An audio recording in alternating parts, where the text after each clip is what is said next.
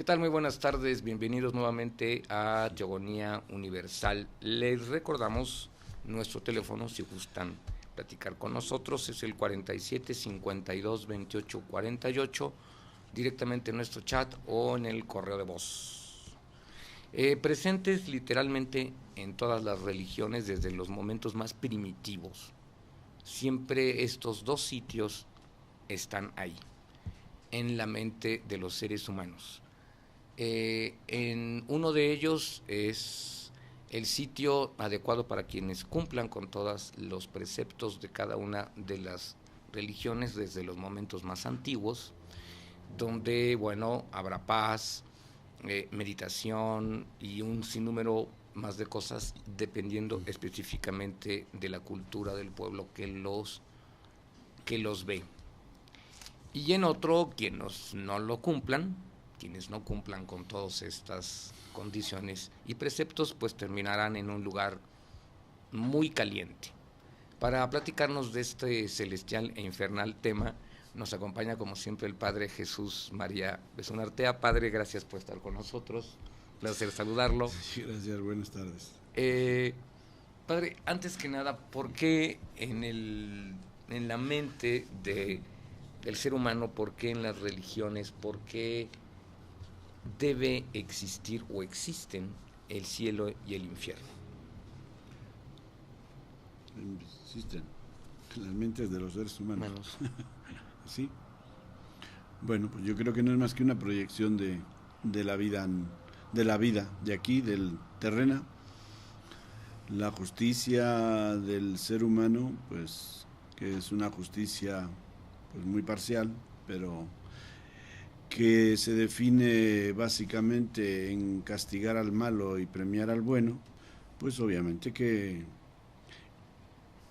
la llevamos más allá de nuestra existencia terrena y queremos que se cumpla allá como se cumple o se trata de cumplir aquí.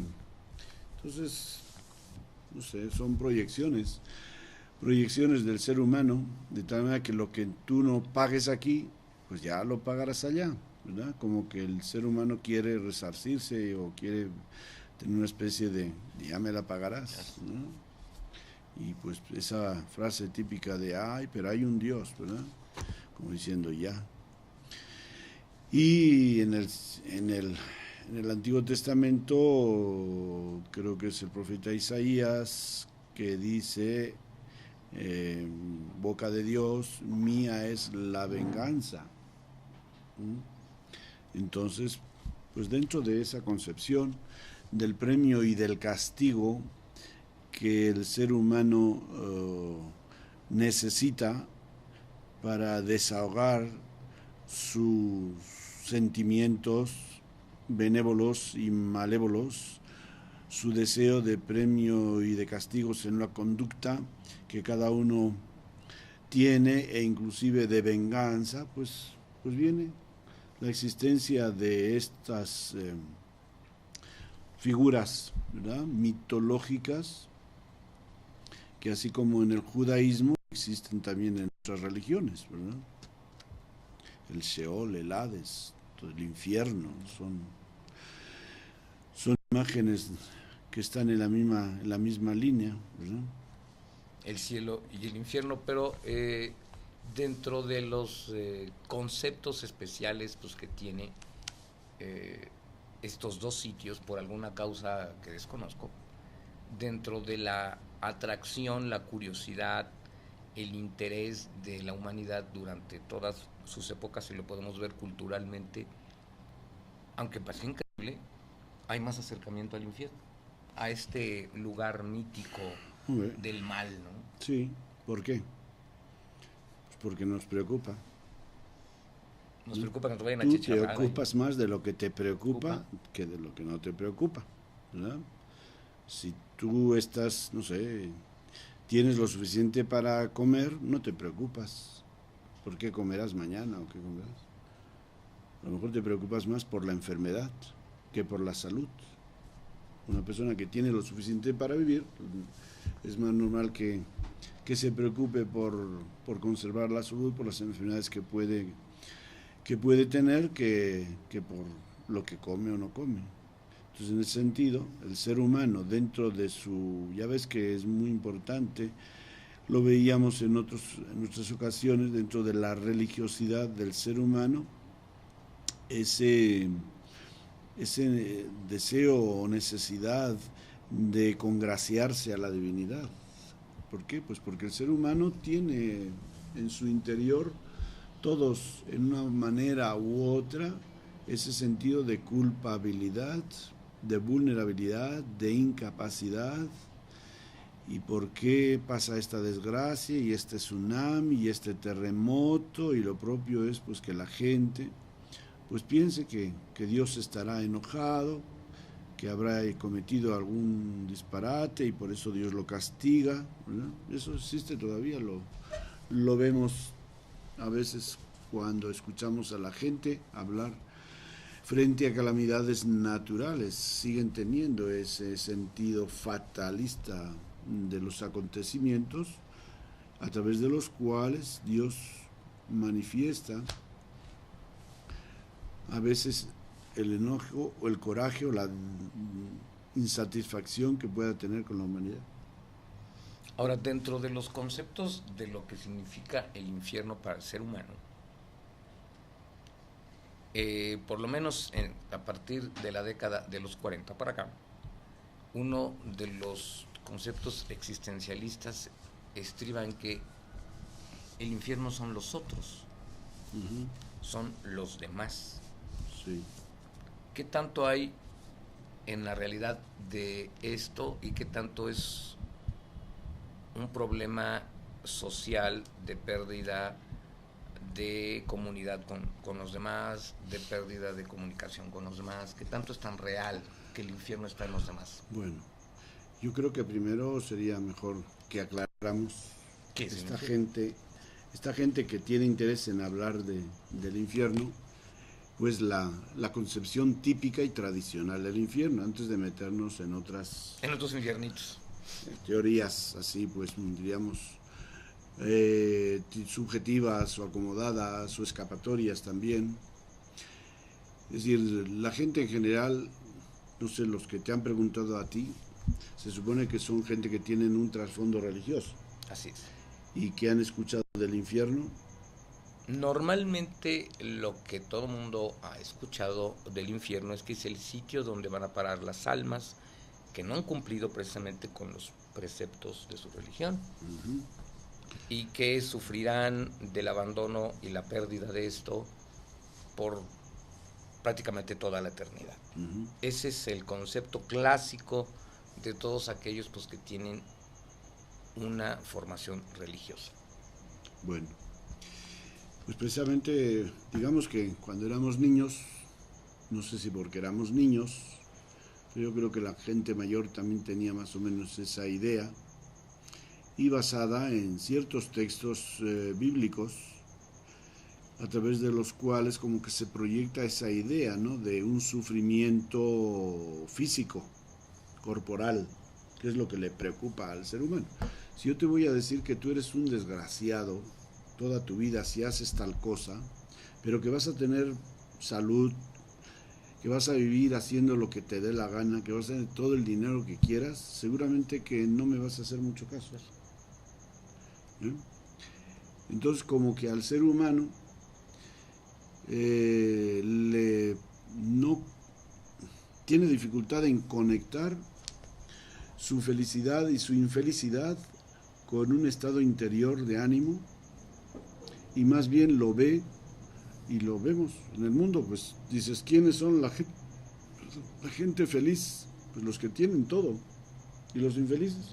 Los que no tienen nada. Los que no tienen nada. O sea, la felicidad o la infelicidad está en términos de tener o no tener. Es decir, términos físicos, materiales. Yo creo que también en ese sentido hemos pensado o hemos imaginado tanto el cielo como el infierno, ¿verdad?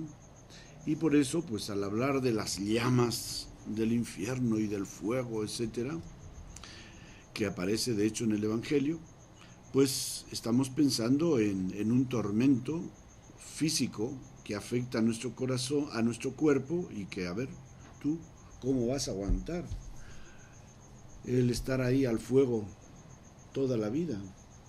Eternamente. Qué tremendo, ¿no? Sí, cómo no. Bueno, es que somos, de nuevo caemos en los dentes, ignorantes hasta las cachas. Conocemos tan poco de nuestra religiosidad, de nuestra espiritualidad, de nuestra tradición religiosa, bíblica, etcétera, que somos como niños de primaria en general, la mayoría de nuestros cristianos. No han pasado del catecismo de la primera comunión, en el cual se les habló como a niños, y con esas ideas las han ido arrastrando a lo largo de toda su vida, de tal manera que quienes no las han superado siguen preocupados de una manera tonta, y quienes las han superado pues no creen en nada.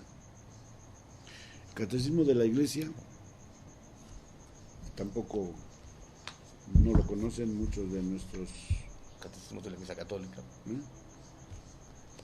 Catecismo es el catecismo oficial de la Iglesia, tiene 757 páginas, y luego, ¿cómo dices?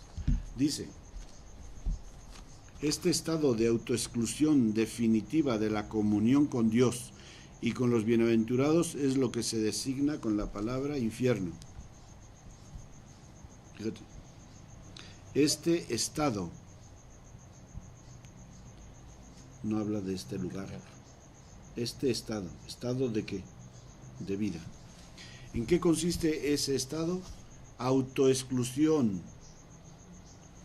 Tampoco es un estado de exclusión, sino de autoexclusión definitiva de la comunión con Dios y con los bienaventurados. Es decir, tú te excluyes. ¿Dónde está la vida? ¿Dónde está la felicidad? Desde nuestra fe cristiana, claro, estamos hablando como cristianos, está en Dios. Quien a Dios tiene, nada le falta, solo Dios basta. Vengan a mí los que están cansados y agobiados, que yo los aliviaré y encontrarán descanso para sus almas, ¿no? Y Jesús comienza, pues, proclamando el programa de su evangelio con las bienaventuranzas, es decir, y esto se lo he enseñado, dice, para que ustedes tengan un gozo completo. Así habla Jesús. La voluntad de Dios es que nosotros tengamos la felicidad, ¿no? Entonces, cuando uno se autoexcluye de la comunión con Dios, o se excluye, uno se excluye, para empezar, de la comunión con Dios. Si en Dios está la felicidad del ser humano, ¿qué va a tener? Un estado de infelicidad.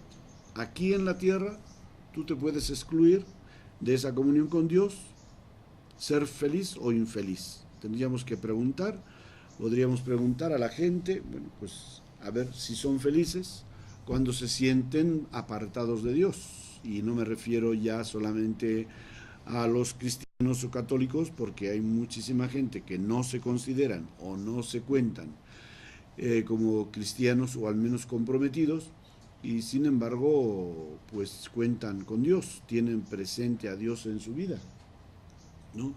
Ahora bien, cuando se sienten que Dios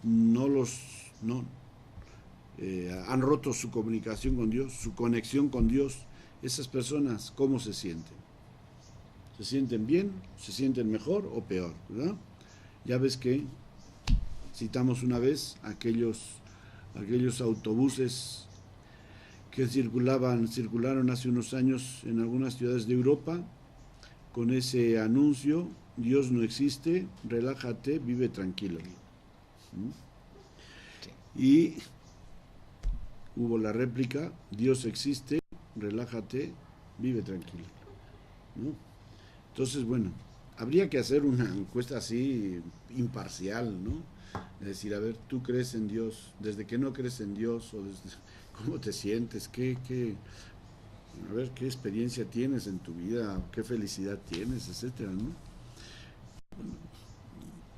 Claro, hay gente que cree de una manera pues muy inmadura.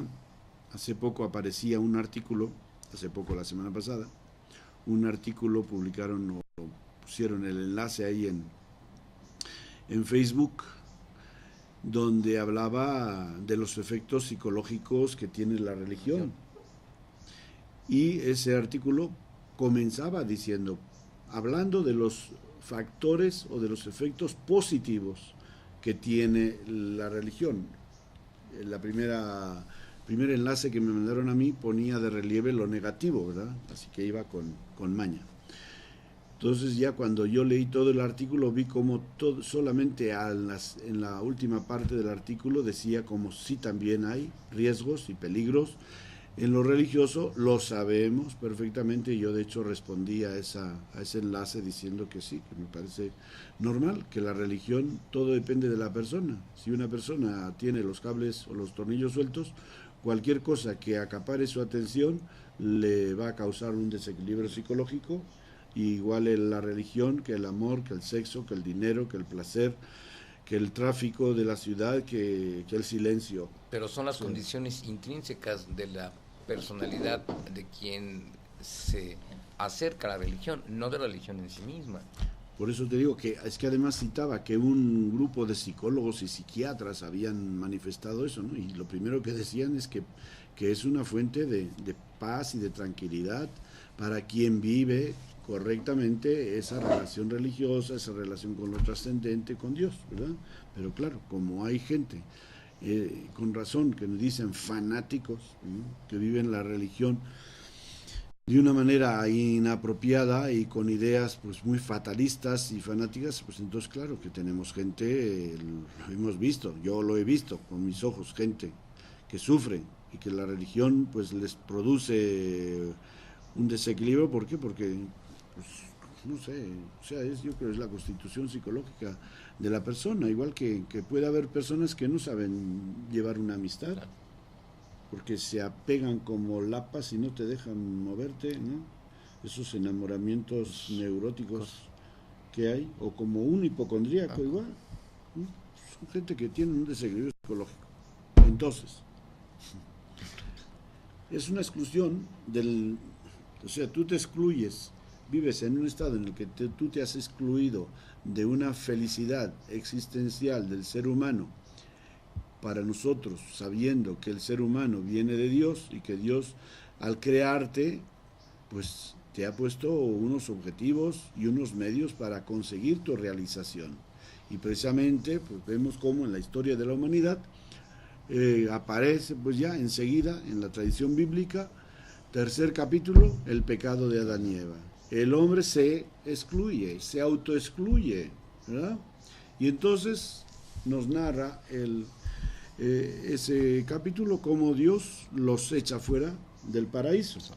Entonces el paraíso para nosotros, de hecho, es un nombre con el cual identificamos el cielo, y Jesús le dijo al buen ladrón, hoy estarás conmigo en el paraíso, ¿verdad? O sea, con volver a ese estado de amistad con Dios, donde nos dice el capítulo 3 del Génesis que Dios bajaba y conversaba amigablemente con Adán y Eva, y en esa amistad pues los dos eran súper felices, ¿no? Pero se dejan seducir por la tentación, y entonces pues ya serán como dioses. Entonces el ser humano ya rompe su relación con Dios, quiere ser como Él, se desconfía de Dios, y entonces dice, pues no, así no podemos convivir. Si ustedes no confían en mí, ¿cómo vamos? ¿No? Entonces pues no, pues váyanse de aquí, hagan su vida por su cuenta. Si ustedes creen que se valen a sí mismos, que no me necesitan a mí, vayan. Y entonces pues ahí se van al como quien dice, al mundo, ¿no? Y ese mundo en cierto modo sería el infierno también, sería una imagen del infierno. Es decir, lo contrario del paraíso, que es la felicidad, es el infierno, cuando tú te excluyes de Dios y entras, y vemos cómo pues se desarrolla la vida del ser humano. Comienzas a leer la Biblia y llegamos ya a al capítulo 11, con el diluvio, porque ya la humanidad se ha deteriorado, se ha degenerado de tal manera que ya Dios no ve otra solución que comenzar de nuevo, ¿no? Acabar con toda esta gente y comenzar de nuevo una nueva experiencia y así. Entonces son imágenes que van en torno a lo mismo, ¿verdad? Noé y su familia, que son hombres fieles, Dios los conserva para comenzar con ellos una nueva experiencia de humanidad, ¿verdad? Entonces, eso, así, todo el folclore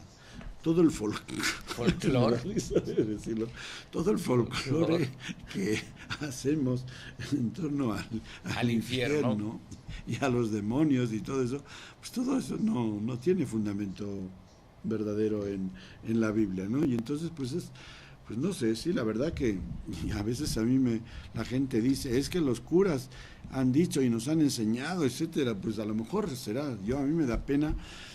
Y yo digo pues que en ciertas cosas como el tema que tratábamos la semana pasada, pues que los curas y que tal y que dicen, y digo, yo no he oído nunca, yo nunca he hablado tengo 46 años, a ver cuántos tengo. No, ¿qué pasa? 46 años 47, cumplí, ¿no? De sacerdote. 46. Entonces, nunca he predicado yo sobre el infierno. Ni el cielo tampoco. Ahora, padre, aquí surge una pregunta. Cuando nos enfrentamos a personas cuya capacidad psicológica es muy elemental, como sucede con las grandes masas de la población, ¿todavía en el siglo XXI sería válido hablar del infierno? Pues yo no he oído hablar. Entonces, válido. Es que, pues sí, es válido hablar, pero hablarlo de una manera apropiada. Ok, pero o sea, el chiste es cómo hablas. Explicarlo, o sea, cómo explicar el verdadero concepto de lo que significaría el infierno. ¿Cómo, a propósito de lo que me decías antes de que si las personas son el infierno, ayer apareció la noticia en la tele, ¿no? En las noticias de un chavo que había matado a su novia, ¿lo viste? Sí. Porque la novia rompió con él, le dijo que ya no quería, y entonces va y la mata. Entonces, para este joven, ¿dónde estaba la felicidad? En esa persona. En esa persona. Pero eso ya es un trastorno neurótico. No, espera, ese ejemplo. No importa. La felicidad está ahí, en la relación de amistad, de amor, de enamoramiento con esa persona, ¿verdad? Por ahí tenemos que explicar a la gente lo que es el cielo y es el infierno.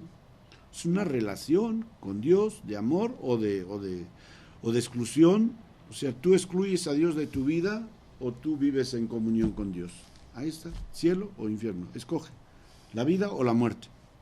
Así de sencillo. Así de sencillo. Claro, va a depender también de qué clase bueno, en definitiva, tarde o temprano, pues la persona, no sé, o es que también atrofiamos también nuestra sensibilidad, ¿no? Pero debería de ser más o menos de esa manera, ¿no?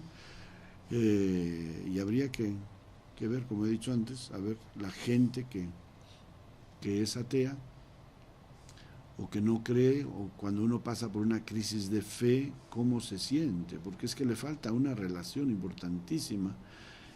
Y eso es lo que, porque hoy día, en ese sentido, bueno, pues también le estamos tratando de dar a la experiencia cristiana.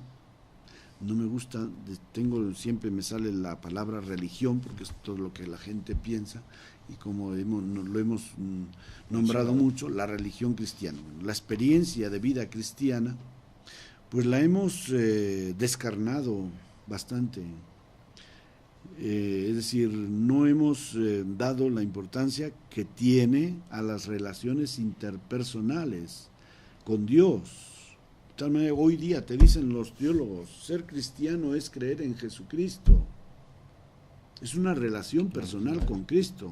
Y de esa relación personal con Cristo viene lo demás. Viene que si tú has tenido ese encuentro personal con Cristo, has sentido que Cristo te llama, que Cristo te invita a vivir su experiencia humana y su experiencia humana así, pues así como Él vivió, pues ahora dices, pues yo quiero vivir esa experiencia y me hago su discípulo y voy a asumir sus valores, etcétera, y voy a incluso a dar testimonio. Claro, ¿cómo no voy a dar testimonio de lo que a mí me hace feliz, ¿verdad? Entonces, esta experiencia de relación no la hemos cultivado. Entonces, ¿qué pasa al no cultivar eso? Pues que la experiencia religiosa es fría, porque la vida sin relaciones humanas, No. ¿qué? Es fría y no tiene razón de ser. No tiene razón de ser. El hombre es un ser social. Adán está solo, dice, capítulo 2 del Génesis. ¿Y qué se siente? Se siente raro, lo ve Dios que está raro. Adán, ¿qué te pasa? No te veo muy alegre. Y ya, cuando dice que lo sume en el sueño y le da a Eva, entonces sí, ya se le cambia el semblante, ya, órale, esta sí, Pues con sí. esta sí la voy a hacer. Y es Sí, hueso cómo no. de mis huesos, carne de mi carne, etcétera, ya. Ahora, No, padre, entonces, ahí está. aquí también hay un cuestionamiento que es muy curioso. Ahorita que nos comentaba de la ignorancia y hasta de los ateos.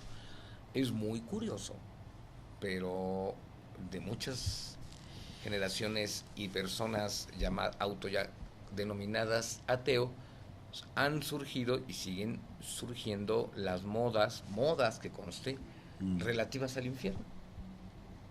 Y todos se dicen ser entidades del infierno y egresados del infierno. ¿Cómo puedo ser ateo si estoy creyendo en semejante cosa? Es ignorancia, pero también es una paradoja. No. ¿En qué sentido? Generalizada mucho en Occidente, ¿no? Esa atracción y gusto por el infierno, Sí. pero yo soy ateo, pero creo en el infierno.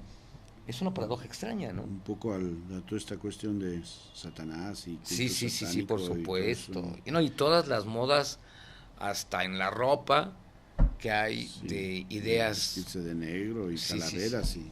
y Y todas esas tonterías, ¿no? pues no sé, yo creo que es un poquito así como quererse quitar el miedo, ¿no? Familiarizarse con eso para quitarse el miedo que llevan dentro.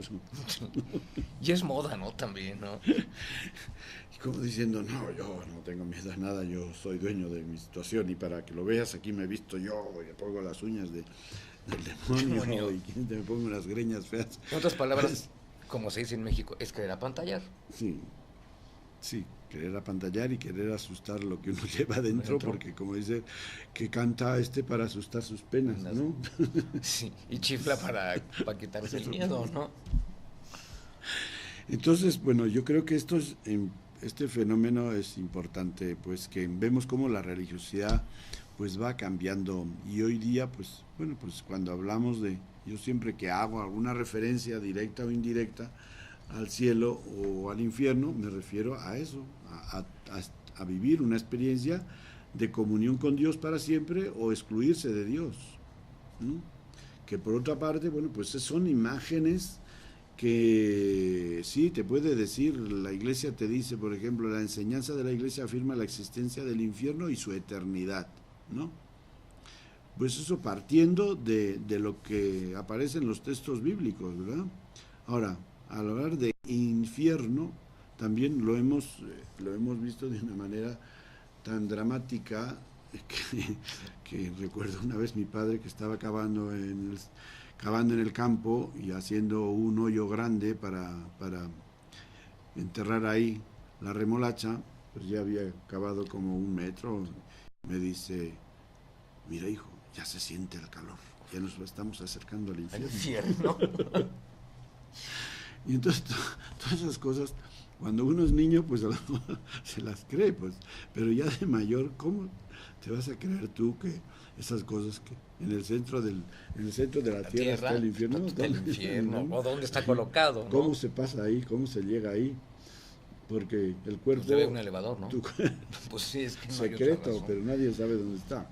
Ah, claro, por eso secreto, pero o una escalera, ¿no? El cuerpo se queda allí en la tumba, ¿no?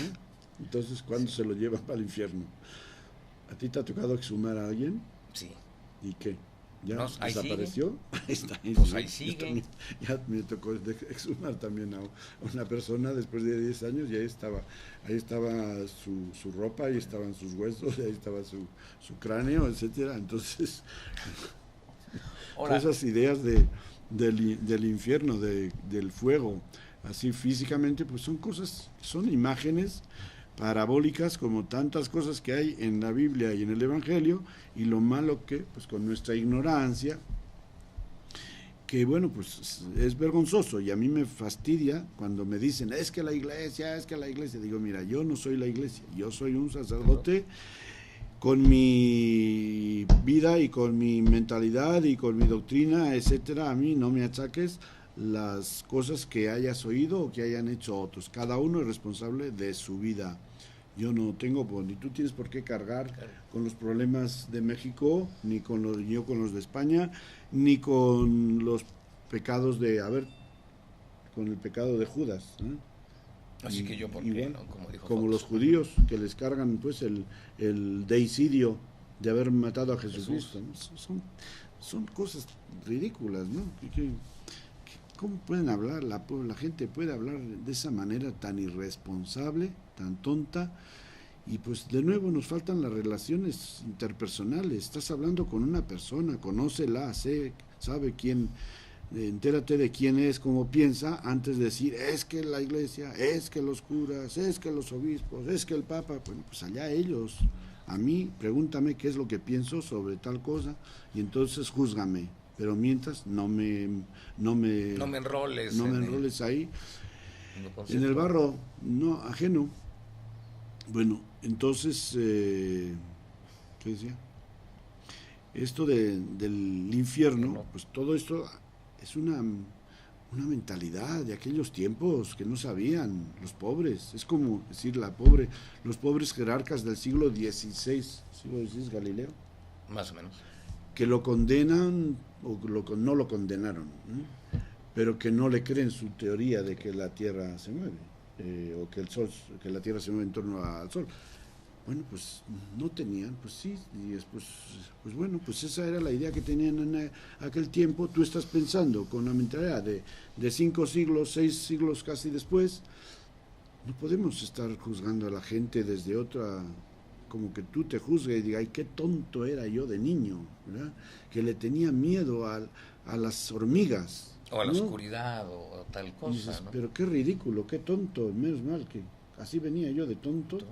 Y ya fui aprendiendo. Pues eras niño, pues ya hasta si tenías miedo a las hormigas de niño, pues ya creciste, ya se te quitó el miedo. Cada uno tiene su razón para tener sus miedos y sus fobias y sus cosas, pero si uno crece y uno se preocupa de crecer humanamente, espiritualmente, etcétera, puede ir superando todo eso, ¿no? Entonces hoy día la iglesia en general, yo no sé si habrá algún sacerdote tan retrógrado o tan así, perdón, tan fijado en aquellos, o fijado en aquellos, anclado en aquellos, porque de aquel tiempo ya quedan pocos, porque después del Concilio Vaticano II, pues yo soy de después del Vaticano II. Entonces los que son de antes del Vaticano II, donde se manejaban todos estos conceptos muy infantiles en la catequesis, pues ya son gente que tienen más de 70 años, sí, de los cuales fácilmente la mitad ya están muertos, ¿no? Y los de ya más de 80, pues más. Entonces yo no creo que haya gente que vaya manteniendo estas ideas tan infantiles entre los clérigos, pero claro, como mucha gente, ¿cuánta gente crees tú que ha tenido la oportunidad de hablar con un sacerdote personalmente y aclarar muchos de esos puntos que le han dicho o que los aprendió de niño, que su abuelita se lo dijo para asustarle, para que fuera un buen niño o una buena niña? Una ínfima minoría, pero una ínfima. ¿Y cuánta gente ha leído este catecismo de la iglesia? Menos todavía. Que sepa que existe, para empezar. Sí, menos todavía. ¿Tú lo has leído? No. ¿Lo tienes? No, no lo tengo. Pues cualquier católico debiese tenerlo. Que se atreva a criticar la doctrina de la iglesia de antes, debe de haber leído el catecismo. No digo que el catecismo de la Iglesia sea lo máximo, o sea, hay enseñanzas y teorías pues ya que están ya un poco ya trasnochadas también en el catecismo, el modo de expresar, pues es un estilo, digamos, relativamente conservador, ¿no? No está en la avanzadilla. Siempre las instituciones van a la saga. Sí. Los que jalan son los profetas, son los teólogos, ya te dije algún otro día. Entonces, estos libros, pues claro, este libro se publicó en el año 83, si no me equivoco, 82. No hace tanto tampoco. Y venía a ser como una oportunidad querer aunar, pues que sí existían muchos catecismos, ¿no? Bueno, esta es la del 97, del año 97, sí, ¿no? No son ni 20 años. Sí, pensé que era antes, pero 97. Lo que publicaron en el 83, creo que fue el derecho canónico. Entonces, pero 97, ya vamos, son 14 años, ¿no?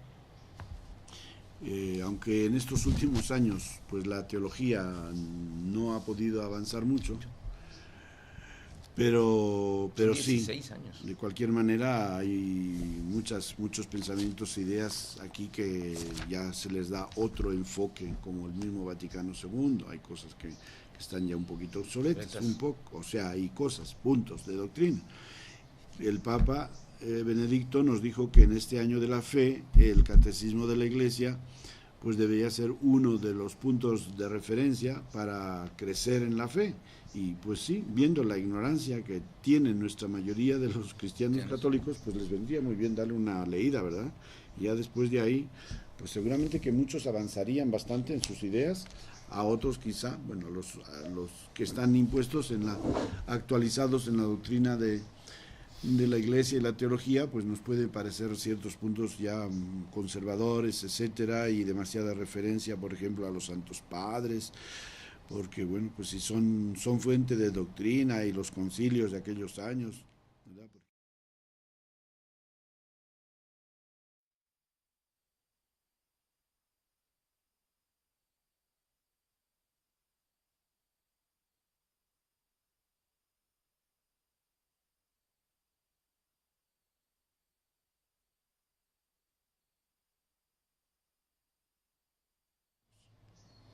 Ya, algunos ya se les abrirían los ojos de güey, ¿verdad? Las almas de los que mueren en estado descienden a los infiernos. Ahora, descienden, ¿qué es eso de descender? Es un término simbólico. De degradación. Porque si estamos hablando de infierno, ¿qué quiere decir etimológica infierno? Lógicamente infierno, ¿qué quiere decir? ¿Tú sabes? No. ¿Cómo que no sabes? No sé palabra. Inferior y superior. Lo superior que está arriba. Que está arriba. Inferior, ¿quién es? Está abajo. Que está abajo. Entonces, los que están abajo están en el infierno. Infierno. Pero no quiere decir que lo vayan a mandar al sótano. Sí, eso es. Sótano es sinónimo de infierno. Sótano. ¿Eh? En el sótano es en el lugar inferior. Soto en italiano significa bajo. Entonces, sótano es una cosa que está debajo, ¿no? Y entonces los lugares inferiores están ahí abajo. Pero eso es una idea mitológica, pues también. Mitológica porque está basada en la realidad de que a un criminal o a un preso peligroso, ¿dónde lo van a meter? Bueno. ¿Lo van a poner allá en el 40 piso del rascacielos? No, claro que no. Lo van a meter en una celda allá en el fondo. En el fondo, a oscuras, en el lugar inferior. Ese es. De ahí la idea del infierno. En el sótano. En el sótano, donde pues el pobre no tiene contacto con el resto del mundo. No. Primero, pues para que pague la mentalidad humana, para que pague por lo que hizo. Y luego para que no sea un peligro para el resto de la humanidad. Entonces ahí las mazmorras, ¿qué es? Igual, la mazmorra es una cárcel finalmente. Una cárcel, pero en lugares así poco salubres. Sí. ¿No? Tenebrosos, verdaderamente cavernarios, ¿no? Así. Entonces, todo eso, ¿qué va? Pues es que A lo mejor si hoy desarrolláramos estas ideas del infierno, de eso podríamos hablar de la silla eléctrica, ¿no? Sí. Y te vas a la silla eléctrica o te vas a la inyección letal. Y en la eléctrica ahí sí los incineran, o sea, ahí sí sería. Entonces, ellos literal. hablaban de lo que conocían en aquel tiempo y pues ya está. Y luego la hoguera, pues claro, pues también era un medio, no solamente en tiempo de Jesucristo, no sé, si pues habría formas también de quemar gente, por ejemplo, pues queman la ciudad de Roma, ¿verdad? En los años 60, Nerón manda a quemar la ciudad de Roma. Esa es una manera de castigo, ¿verdad? Pero también era una de las diversiones del circo, incinerar personas. Sí, pues a los cristianos también había cristianos que los quemaban, ¿no? Y es un tormento pues que se sigue practicando hoy, el fuego. Entonces está dentro de la psicología del ser humano, ¿no? Y entonces pues Jesucristo habla con las imágenes que le entiende la gente, ¿no? Y va a ir a los lugares, al infierno, a los lugares inferiores, donde ahí va a ser el rechinar de dientes, ¿no? Y ya. Me imagino, o quiero suponer, que tal vez este concepto de que el infierno son llamas, me lo supongo, pueda tener el origen de que el dolor producido por las quemaduras es el que más hace sufrir, valga la expresión. Me imagino que este puede ser una proyección subconsciente, ¿no? Digo, no lo puedo asegurar, pero se puede ser. Que hay en la ideología, cultura los bíblica, pues el fuego se le daba esa importancia, ¿no? De que era un tormento insoportable. Porque es el tipo de dolor que más hace sufrir, es indiscutible. Pones el dedo en la vela y a ver cuánto aguantas. No, pues yo no aguanto nada, pues, no estoy desequilibrado. Ahora, dentro del concepto, ahora que ya acabamos de escuchar, de las llamas eternas para un alma, estas llamas tienen significado de desesperanza, de vacuidad. No, yo creo que el significado es el tormento, lo que lleva consigo el tormento, porque el fuego también tiene el otro sentido positivo. El fuego es el signo del amor, de la pasión. Jesucristo dice, bien, vengo a traer fuego a este mundo, para que arda, pero arda con la presencia y el amor de Dios. Y esa expresión de Jesús se entiende como el espíritu que va a venir sobre la humanidad, sobre los apóstoles, para prenderlos con el amor de Dios, pero no como una forma de tormento, sino como un símbolo también de la vida, ¿verdad? Porque hay tantos elementos que son bipolares, ¿no? Y el agua, el fuego, ¿no? El fuego sirven para dar vida, el calor. Pues sí, una persona está muriéndose de frío y le haces el fuego ahí, aunque lo pongas encima, pues lo revives, ¿no? ¿Cómo no? Y así, el agua igual, es medio de vida y medio de muerte, ¿no?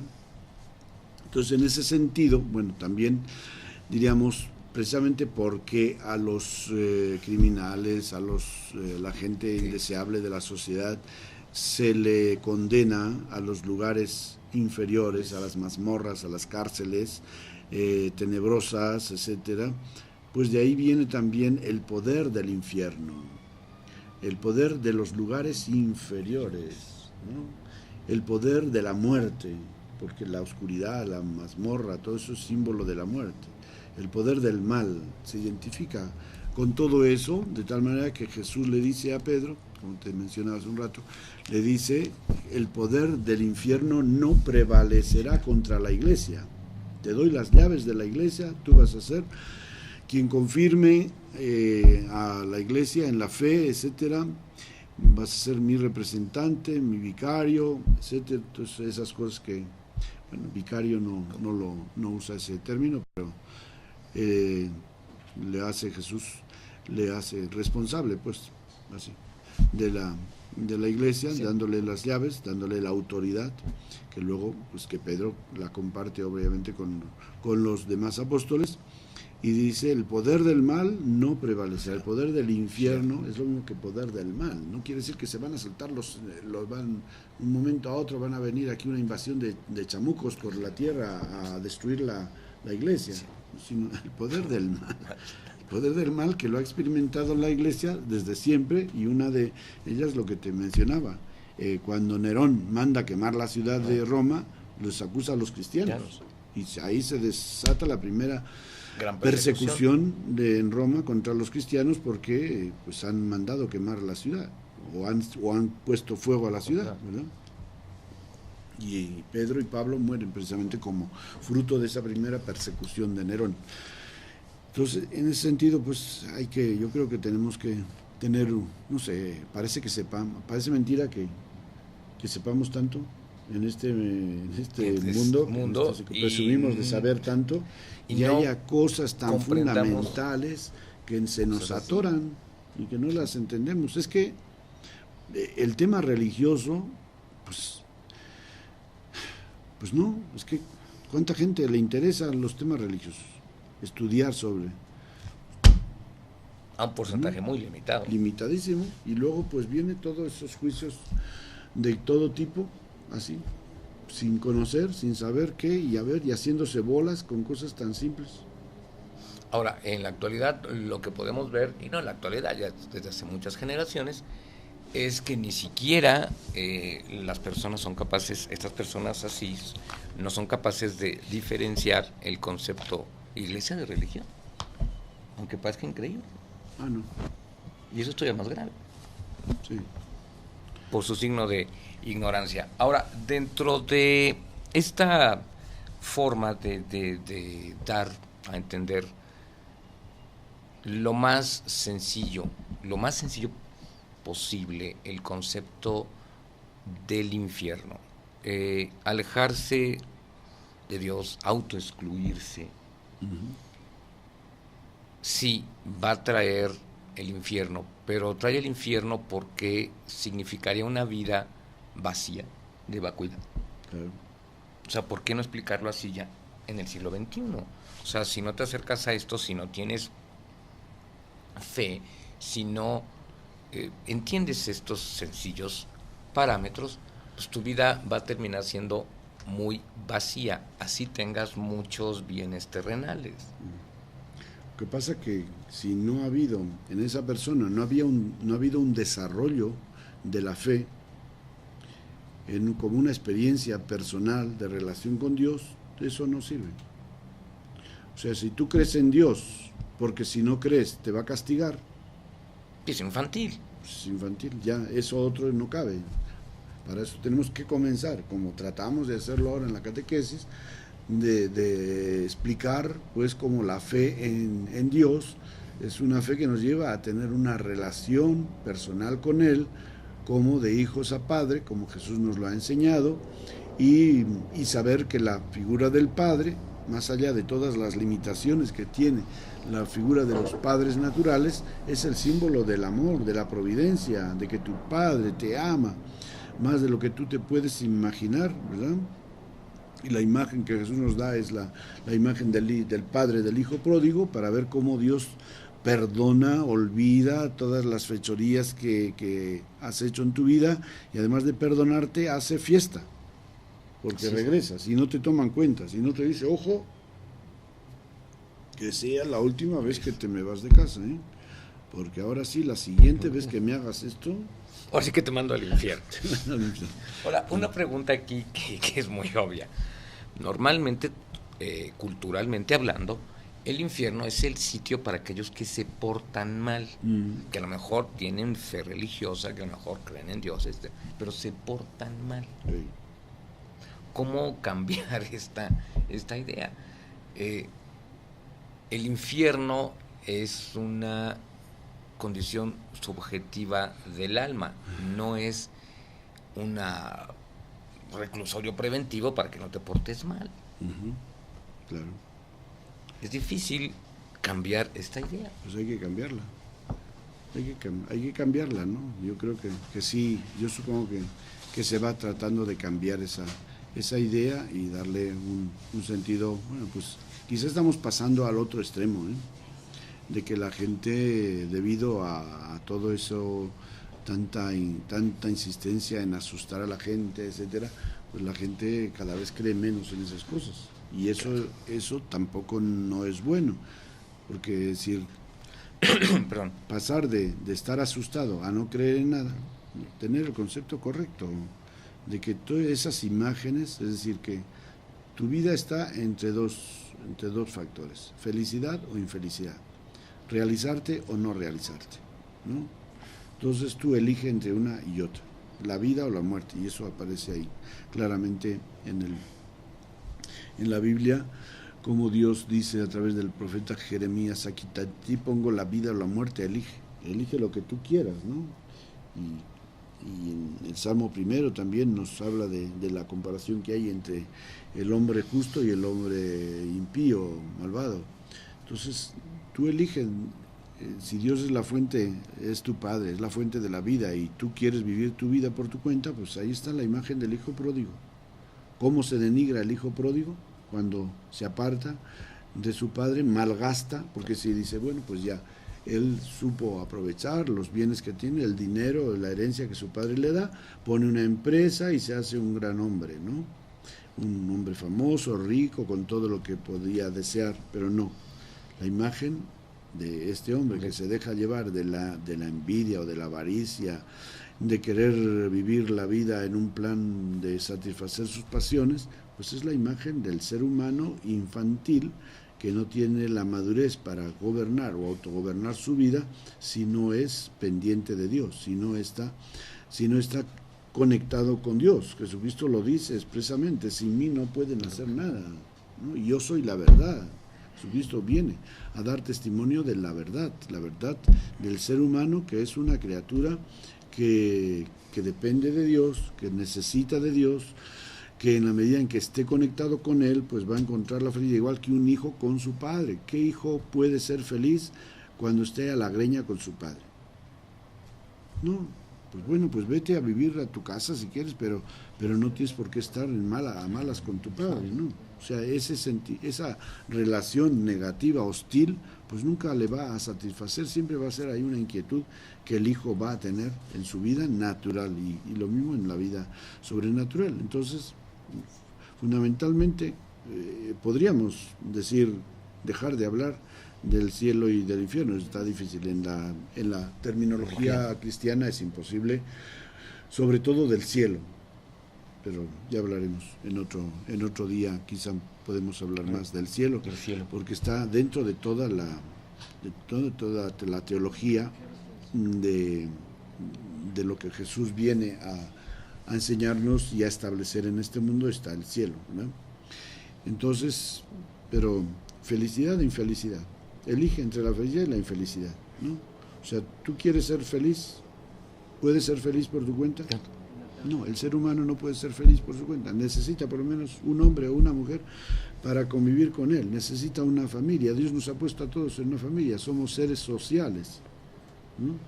Y entonces, pues ya de estas imágenes de infierno y de castigos, etcétera, Dios no castiga. Por eso, qué bien lo dice aquí, uno se autoexcluye. No es que Dios te excluye y te manda al infierno. Al infierno. No, sí que vete al infierno. Que tú te excluyes, ¿no? Y Jesucristo bajó a los infiernos. Así es. ¿Te has dado cuenta? Sí. Y la gente, ¿cómo que? ¿Y cómo bajó? ¿De bombero? De bombero. Vestido de bombero habría bajado el infierno. Sí, pues con el calor que debe ahí sí está bravo.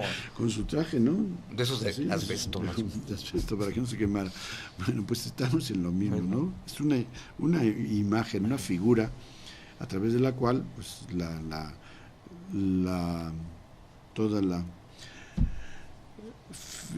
teología de la redención, pues imaginó, ¿no? Como todos los justos, que hubo muchos, como puedes leer en la carta a los Hebreos, capítulo 11, pues todos esos justos de del Antiguo Testamento estaban esperando la redención, es decir, como quien dice que se abrieran las puertas del paraíso que habían sido cerradas cuando Adán y Eva, son hablando en imágenes, pues también, tampoco no lo vamos a entender literalmente, pero ellos no podían gozar de la plenitud de la vida, de la felicidad de Dios, estaban en una especie de estado así como de limbo, ¿verdad?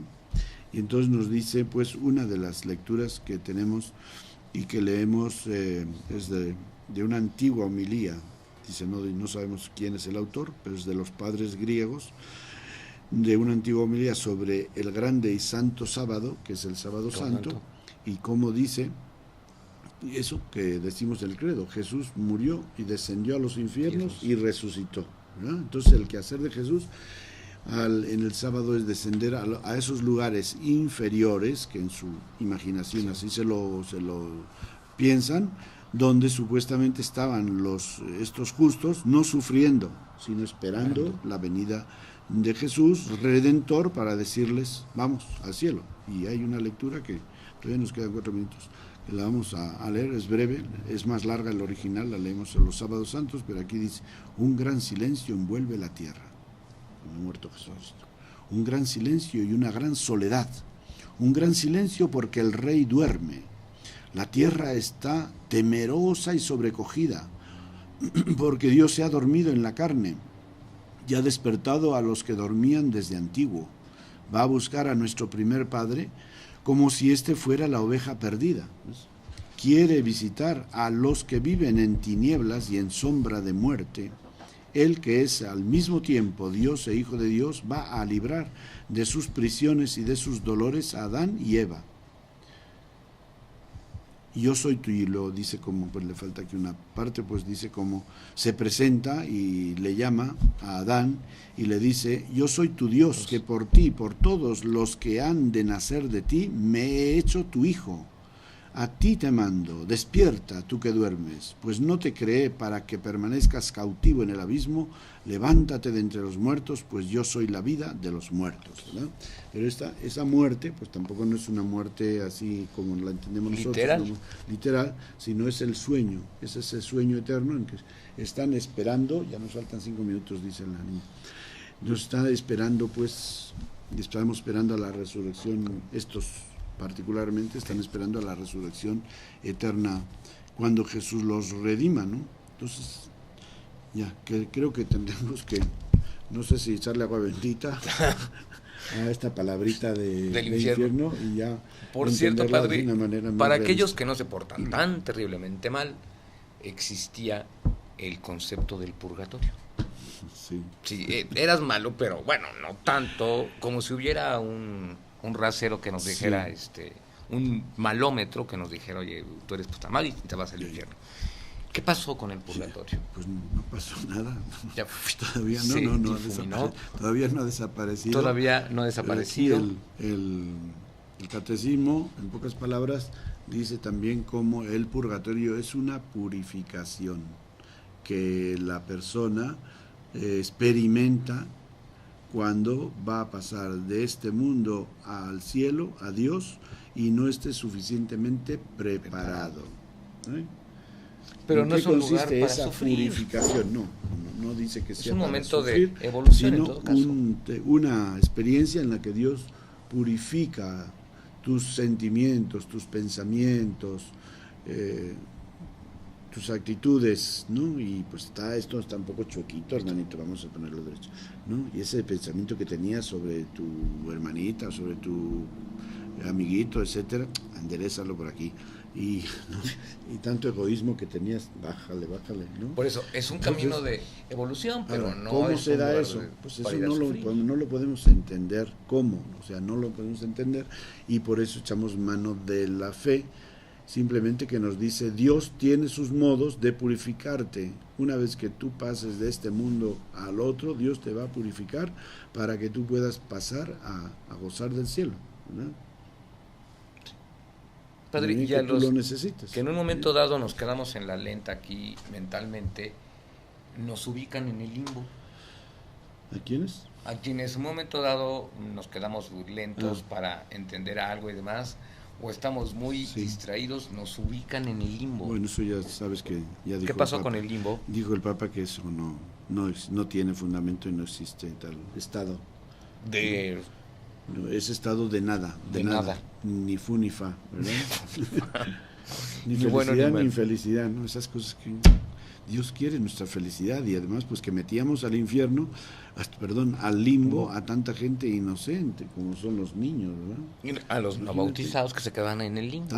Todos los niños que se mueren sin ser bautizados y que los metemos al limbo, ¿no? Como una guardería ahí.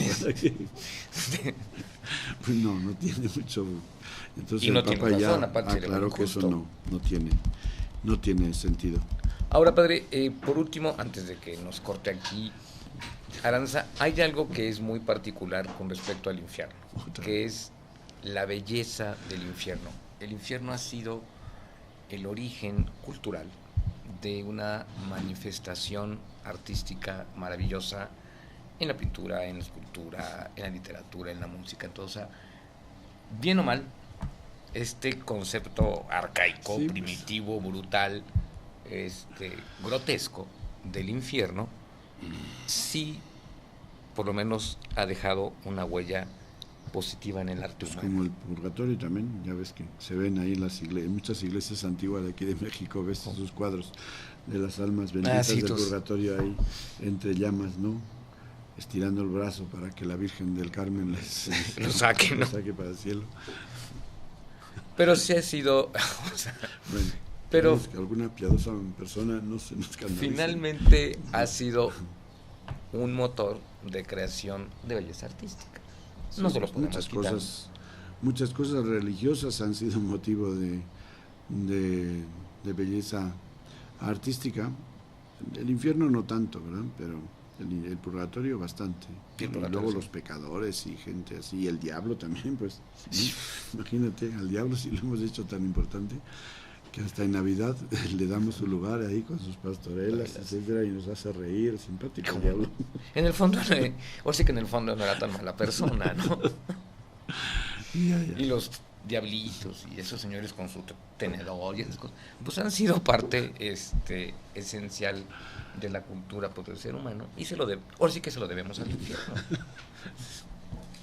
No los mandamos al infierno, sino que los plasmamos en el arte. Bueno, entonces ya, como diríamos, que tenemos que tener mucho cuidado de no confundir las imágenes con la realidad. Que tenemos que evolucionar, que tenemos que formarnos e informarnos sobre las cosas, ¿verdad? Y no bebernos el vaso en lugar del agua, ¿verdad? Sí. Me bebo un vaso de agua. ¿Te ves el vaso o el agua? El vaso estaría muy difícil, habría que morderlo. Pues así pasó, que con las imágenes que nos da tanto el Antiguo Testamento como el Nuevo Testamento, nos quedamos con la imagen y no pasamos a la aplicación, que lo importante es la moraleja. Pero no hay que pensar como el ser humano medieval. No, por eso, fijarnos en la doctrina, que está encerrada en tal o cual imagen, no quedarnos con la imagen, porque primeramente, pues como decimos, repugna a la realidad, con el cuerpo. Si el cuerpo está ahí en la tumba y ahora lo van a quemar, la cremación y todo eso, ya. Todas esas cosas, ya no estamos hablando de estados de ánimo, de estados de vida, en los cuales somos felices o no somos felices, porque Dios es la fuente de la felicidad y ya. Y no usemos el infierno lo crea o no lo crea. Pues si no lo crees, pues ahí tú. O sea, y no usemos al infierno como medida de venganza personal. ¿Cuánta gente cree que tú existes? Toda la que me puede ver. Toda la que te conoce. Claro. Por eso, para creer en Dios hay que conocerlo. Por supuesto. Si no lo conoces, no puedes creer en Él. Y no crees, la verdad, aunque creas que exista, pero eso no es fe verdadera. Hay que entender, y sobre todo en el hombre del siglo XX. Les digo, y no utilicemos al infierno como medida de coerción personal, no mandemos a la gente al infierno, ni creamos que se merece irse a que... No, estos son profanaciones, ¿no? Profanaciones de la religiosidad y de las imágenes religiosas, que muchas veces se aprovechan pues para fines puramente humanos, para una educación que a la larga no funciona ni mucho menos y que más bien pues tergiversa la realidad. Para generar fanatismo. ¿Sí? Pues sí, porque la vida se enfoca en eso, en ir al cielo y evitar el infierno. Todo está ahí, en eso. Pues no, eso no es la vida, no es eso. La vida es una serie de relaciones con Dios, de amor, de amistad, no que eludir te da la felicidad. Una cárcel infernal, sino la vida es otra cosa, es evolucionar. Es amar, ser, la relación personal con Dios. ¿Vale? Vale. Bueno. Pues muchísimas gracias por su atención. Nos vemos dentro de una semana. Y a todos los que están aquí en México, buenas tardes. A los que están del otro lado del Atlántico, muy buenas noches. Pásenla bien. Gracias, padre. Gracias, igualmente. Muchas.